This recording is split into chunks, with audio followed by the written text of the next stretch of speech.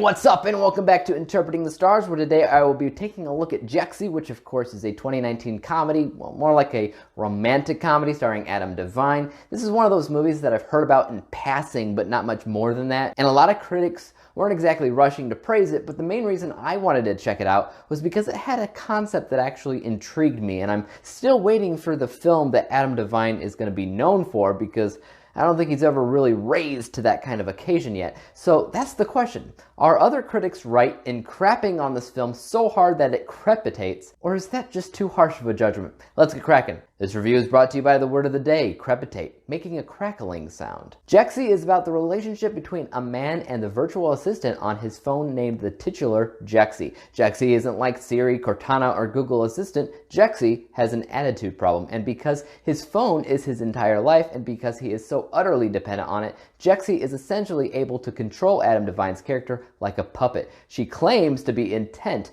on making his life better, but she is still a machine, so how far is she willing to push the envelope to make his life quote-unquote better? So why did the concept intrigue me? Well, you might be thinking it's because it's similar to one of Joaquin Phoenix's many films, Her, but you'd actually be wrong. Instead, this film reminded me of three, count them, three Jim Carrey movies: Liar Liar, Bruce Almighty, and Yes Man. In all three of these comedies, Jim Carrey is living a life in a less than desirable way to the people surrounding him, and something ends up happening that changes his perception of the world and forces him to reconsider his path in life. Usually, this shift is due to some kind of mystical property, but not always, and that's not even the point. The point is, I love those movies, and every time Adam DeVine does something or reacts to something in this movie, I couldn't help but think Jim Carrey would have accepted a role like this in the 90s, but they didn't have virtual assistants back then. They just had assistants. But two of those three films I listed off had one thing that this didn't have, which was Tom Shadyac writing and directing,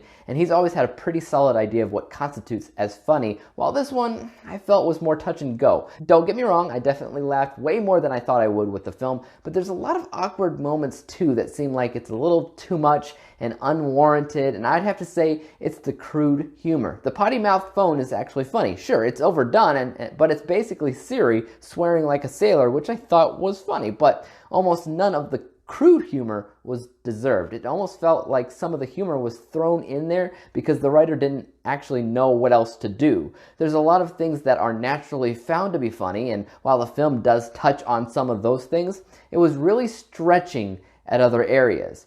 And then it goes into a realm of something I'd pretty much call fantasy. Nothing in the movie makes sense from a logical standpoint. Sure, the phone acting the way it is acting is illogical, but that could just be the mystical element in the film. Instead, everything else has the same logic. Adam DeVine's character doesn't buy the phone. He goes to a phone store and they just give it to him. When it starts freaking out, he exchanges it for another one, and again, they just hand him another box. No cash register, no paperwork, nothing. Guys, I used to work at Verizon.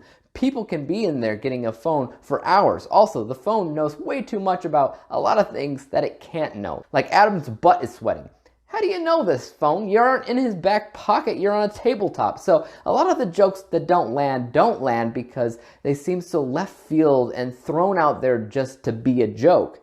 It's now time for the end score, in which I scored Jexi 66%, 66 out of 100 possible stars, granting it the letter grade of D. Additionally, I wanted to see what other 2019 films scored exactly the same in all of these subcategories of each category in my scoring method. This is what I call my film DNA. There was some interesting results. My people score goes over acting, characters, casting, importance, and chemistry, and the same scores Jexi got in those subcategories were also seen in Stuber and Men in Black International, and yeah, that actually makes sense. The same scores seen in the writing subcategories were also seen in Rambo Last Bud, Hobbs and Shaw, and Aladdin. The BTS category is really typical and straightforward for a modern comedy, so that'll likely have a ton of matches. As for how entertaining it is, there's only one film that matched the same subcategories as Jexi in the entertainment category, and that's Seth Rogen's Long Shot, another rom-com that I never really sensed a huge chemistry with. Anyways, that's all I got for you guys. Let me know in the comments down below what you thought about Jexi, and if you have an unhealthy relationship with your own phone's